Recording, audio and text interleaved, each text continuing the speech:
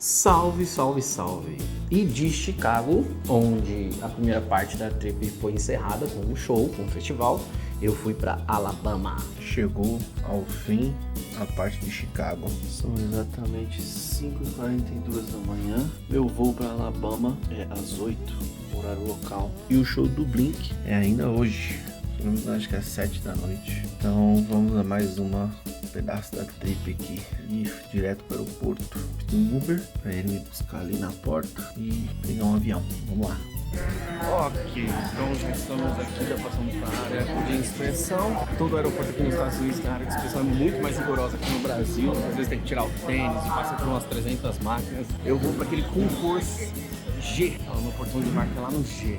E essa é a primeira vez que eu vou pegar um avião que ele é regional. O que quer dizer isso? É um avião menor, então ele, se eu não me engano, ele voa em uma altitude um pouco menor também. Tem no Brasil? Tem, mas esses tipos de voos no Brasil são um pouquinho mais raros. Eu não sei nem se tem esse tipo de avião no Brasil, que é o Bombardier 700, uma coisa assim. É um avião canadense. Quem faz muito bem esse tipo de voos são os aviões da Embraer, que são o nosso carro-chefe brasileiro. Aviões brasileiros não perdem nada para os americanos. Mas esse que eu vou fazer é um canadense. Então, vai ser a minha primeira experiência. Ó, se eu não me engano, é um desses aqui, tá vendo? Aqui tem um jato atrás, ó. E a gente está acostumado no Brasil com um avião Gol azul, onde a turbina é embaixo da asa. E aqui não, aqui é perto da traseira. E o avião é menorzinho, então vamos passar por essa aventura. E aeroporto, como sempre, tudo muito movimentado, caro. Bom, pelo menos eu não tô com fome. Quase 7 horas da manhã e o voo sai às 8. Chego no Alabama às 10.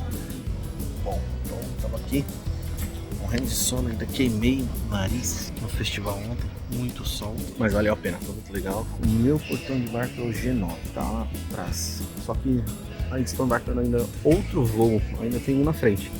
E é capaz que mude o meu portão, né? Que é sempre assim. Aeroporto é sempre igual, tá aqui, um lugar mais vazio aqui, porque lá tá lotado, vamos esperar chegar. Mas algumas curiosidades, né? Nos Estados Unidos, a gente tá exatamente no momento onde está tendo muitos problemas com o atual governo, com o próprio Trump tá colocando muitas taxas em vários países. E é engraçado como ele fala muito sobre essa questão da imigração, né? Ontem eu peguei um táxi e eu fiquei conversando com um taxista, o cara nepalês, primeira pessoa na vida que eu conheço nepalesa. E ele me contou algumas curiosidades de Chicago, né? Ele mora aqui há 33 anos. E uma das coisas que ele me falou é que basicamente, pelo menos Chicago, né, é completamente formada por imigrantes. E realmente, uma curiosidade para vocês assim, que nunca vieram para cá ou que tem vontade de vir para cá, vocês vão notar, a gente sempre fica com a imagem, aquela sensação de filme, de ver aquele típico americano, e você vai ver esse típico americano, você não vai fugir disso. Mas você vai notar que as grandes capitais, os grandes locais são forrados de imigrantes. Então é quase que impossível você num lugar que você não ser atendido por um imigrante. Pode ser um mexicano, um nepalês, um indiano, um russo. Tem muito russo aqui em Chicago, notei isso também. Então é muito comum você ver e ser atendido por eles. Acho que alguns lugares mais afastados, menos turísticos, pode ser que não, né? Eu tô indo para Alabama agora, não é um lugar tão turístico. Eu vou descobrir. Nova York também não é uma cidade é forrada de imigrantes, mas você vê com mais facilidade atendentes nativos americanos. Assim. Mas Los Angeles, Chicago, Miami, a chance de você estar andando, você ser atendido por imigrante é quase na casa dos seus 80%, é a maioria. Os nativos americanos, eles vivem no subúrbio, eles vivem afastados de downtown, eles vivem meio que na bolha, vamos chamar assim. Mas eu estou generalizando, tá? Mas óbvio que tem suas exceções. E aí você consegue notar, né? E aí, com essa política contra a imigração, né? Eu não sei muito bem o que ele quer, né? Talvez criar o caos, né? Mas é engraçado a gente falar e entender um pouco sobre isso e como que é constituído aqui o país dele. Nós temos alguns imigrantes no Brasil, mas é uma coisa mais esporádica. Você vê algumas pessoas, etc. Mas aqui é muito mesmo. Você vai pegar um Uber, dificilmente você vai pegar um Uber que seja um nativo americano. Incrivelmente difícil. Então você nota que o país é completamente constituído pela imigração. E para quem tá com medo assim da língua, porque na grande parte do mundo as pessoas são ensinadas tanto a sua língua nativa quanto o inglês, diferente do Brasil, que a gente tem um inglês male-male ali no fundamental, no ensino médio, e a gente é um país com uma língua muito exclusiva. Por que eu falo exclusiva? Porque o português é uma língua que pouquíssimos países falam, né? Então eu acho que isso dificulta muito a nossa percepção global. Dificulta demais a gente querer explorar outras experiências em outros lugares. E acho que o grande embate é o medo, porque eu tenho certeza, hoje a gente tem muita vontade, a gente assiste muito filme, a gente consome muito produto americano, mas a gente tem muito embate do medo, do receio. E vindo pra cá, você vai ter que encarar. Não vou dizer que você não vai errar, que você não vai falar alguma besteira, eu falo o tempo todo, que você não vai trocar alguma sentença, que você não vai rolar uma certa humilhação, né? O nativo americano, ele quer te corrigir às vezes, e quer corrigir de uma forma onde você fica sem graça, mas não é sempre, não é pra ficar com receio disso, mas se acontecer, bola pra frente, é isso aí, é assim que vai aprender.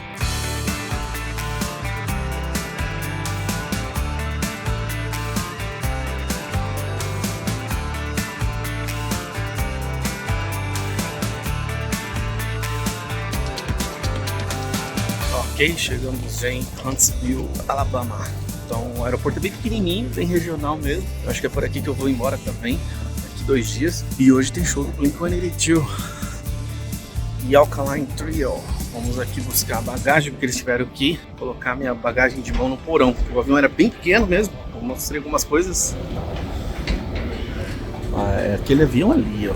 Agora informação importante para quem se fudeu. No caso eu, minha mala sumiu. Todo mundo já pegou a mala aqui, mas a minha mala desapareceu. Eu fui lá no balcão e falaram que eu tinha que ter pego a minha mala com esse ticket lá no portão de desembarque. Agora, como é que eu ia saber disso, né?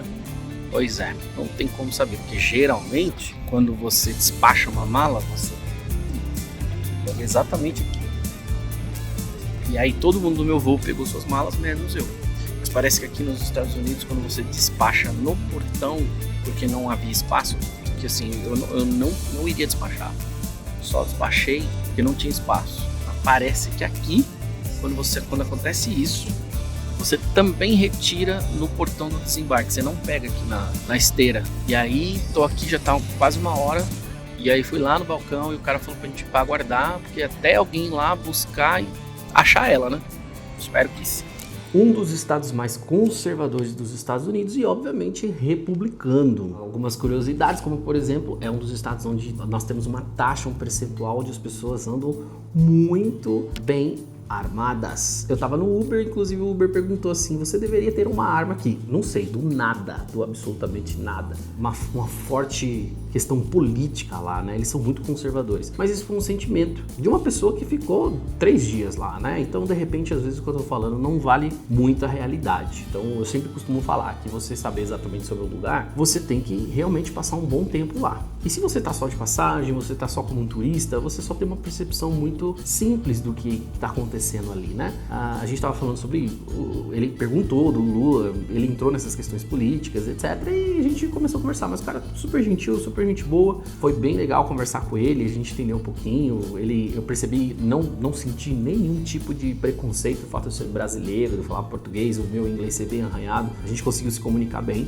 No final ele falou assim, eu gosto bastante de conhecer outras pessoas, de conversar, de conhecer outras culturas, e no final das contas a gente acabou tendo uma pequena amizade ali, foi legal de conversar, ele foi muito simpático comigo e foi tranquilo. Por isso que eu falo, se dediquem para você tentar arranhar o inglês, você tentar sempre conversar com as pessoas, que você sempre vai aprender alguma coisa nova. Eu fui na cidade chamada Huntsville, não é a capital, é uma cidade completamente tecnológica, é uma das cidades que mais cresce nos Estados Unidos, muito à procura de tecnologia, da área de TI, da área de pesquisas espaciais. Então lá eles têm um museu espacial, a NASA fez muitas pesquisas e construiu muitos protótipos e projetos de foguetes lá em Huntsville, muitos projetos e muitos locais lá, como a sede da Boeing também tem uma sede lá, a sede da NASA também tem uma lá, tem uma sede da Horizon também é lá. E então, poxa, eu achei uma cidade muito limpa, muito organizada, ela é pequena, para quem costuma muitas vezes ir ali para Los Angeles, Nova York, Chicago, sente diferença, né? O centro da cidade é bem mais minimalista, mas muito aconchegante, você se sente muito confortável. Obviamente, você tá andando por lá, tá tocando a música clássica do Alabama.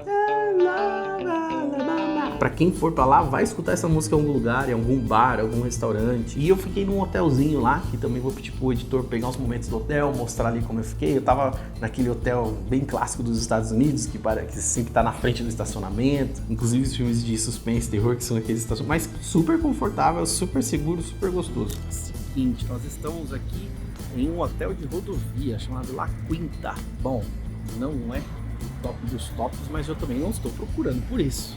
Então, vamos lá, ó. Quarto 06. Ai, que maneiro. Então, o que a gente tem aqui? Ó, vamos lá. Janelinha, ar-condicionado. Tem até vaga aqui se eu tivesse alugado o carro. Mas, ó, pô, micro-ondas, lixinho. Tem frigobar. Nós temos também aqui uma mesinha aqui para colocar bugiganga. TV zona. Bom, meus passaportes aqui, uma mesa para descanso aqui que eu vou trabalhar já. Um espelho, banheiro bacana, ou seja, quando você olha de fora, né, você não dá nada, né? Mas se você tá dentro, pô, o negócio é completaço, bonito, organizado, tá cheiroso aqui, muito legal, ó, shampoo tudo incluso. Não inventa de levar toalha, sabonete, shampoo pra viagem não, assim, internacional, porque tudo aqui eles fornecem. Se você pegar um lugar também que não tenha, pelo amor de Deus, né? Aí não dá. Ó, toalha sobrando, tem um secador de cabelo. Pô, uma pena que minha mulher não tá aqui, que ela ia gostar, ia ficar confortável pra ela. Camona. Pô, e hoje tem Blink-182. Bom, primeira refeição aqui em Huntsville, Alabama. Eu tô trabalhando, então eu não vou poder sair pra comer, então pedi, mas tentei pegar alguma coisa diferente. Beleza, Outback tem no Brasil? Tem. Mas eu quis experimentar, eu nunca comi Outback aqui nos Estados Unidos, queria ver se é diferente. Então vem uma pasta aqui, né? Um macarrão com uma carne, um camarão, o pãozinho de praxe, vou descobrir se o sabor é o mesmo, e veio esse troço de chá aqui. Veio na faixa, não sei porquê. É tipo, sei lá, basicamente um balde de chá. É um chá quente, né? Então aí vem esse monte de açúcar aqui pra você colocar. Tudo isso aqui deu $50. Comer aqui não é barato. E ainda tem um sorvetinho. É um sorvetinho que é aquele famoso Thunder, né? Que é o doce deles. Daqui a pouco eu vou filmar melhor isso aqui. Então, vamos primeiro experimentar esse salgado. Ali em Huntsville foi um lugar que eu gostei muito de passear. Eu não fiquei muito tempo lá. Eu experimentei algumas comidas. Conheci o Chick-fil-A, que é uma hamburgueria lá só de lanche de frango. Então, hambúrgueres de frango. Foi um artista de rap que fazia propaganda desse Chick-fil-A e ficou muito famoso. Não lembro quem, mas de repente o editor vai achar aí. Bonada! Eu fui lá, experimentei esse lanche. Eu experimentei umas costelinhas que são muito características do Alabama e eu achei uma delícia. Um restaurante muito gostoso, muito legal. Então valeu muito a pena. Eu indico, quero voltar lá. Bom, vamos experimentar um fast food aqui muito famoso no Brasil, chamado Chick-fil-A. Lembranças de uma amiga minha, Amandinha, e sempre quando vem pra cá fala que quer experimentar o lanche e nunca experimenta. Então eu gastei $17 no lanche e uma bebida, um Sprite Cherry. Então os lanches aqui são bem tudo à base de frango, né? As entradas são como fritas, né? Tem salada e vamos esperar, né? Vamos ver qual é que vai ser. Eles trazem aqui na mesa. Chegou a Sprite. Vamos ver se é boa? Vamos descobrir. Cherry Berry. Tem muitas paradas de Cherry, Berry, Larry, tudo vermelhinho. Frutas vermelhas. Ó, é gostoso, mas lembra um pouco xarope. É bom. Ok, então vamos lá. Ó. Vem uma fries. A fries deles é um pouco diferente. Tipo, eles chamam de qual é o nome? Caramba, esqueci. Acho que é pretzel fries, uma coisa assim. Ele vem num formatinho diferente. Tem um molhozinho. Tem um honey mustard aqui que eu pedi. Sempre eu pedi honey mustard. Essa aqui é Dijon, né? Não sei se é a mesma coisa, mas eu acho que não é não. Tem magnesium sauce. O molho deles também, né? Não sei qual que é isso. Tem um nugget. Eu pedi um nugget porque justamente falam que aqui é muito bom, né? Eu acho que deve ser normal. E a galera de repente exagera, porque o lanche deles é bonito. Vamos descobrir mordendo a carinha, né? Vamos ver.